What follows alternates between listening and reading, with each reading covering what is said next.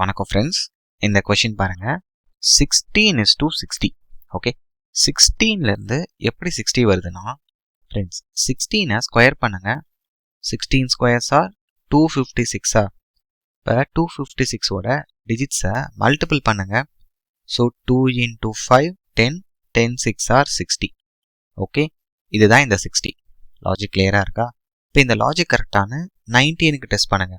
So 19 square என்ன வரும் friends? 361. இப்போ இதோட டிஜிட்ஸை மல்டிபிள் பண்ணுங்க.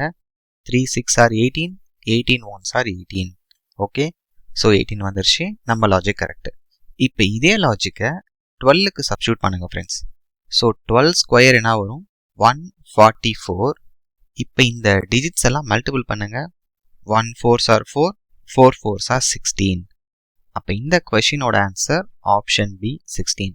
ஃப்ரெண்ட்ஸ், இந்த மாதிரி லாஜிக்ஸ் எல்லாம் நல்லா ஒரு 2-3 டைம்ஸ் பார்த்து வச்சுக்கோங்க. நோட் புக்கில் நோட் பண்ணி வச்சுக்கோங்க. ஓகேவா? Thank you friends.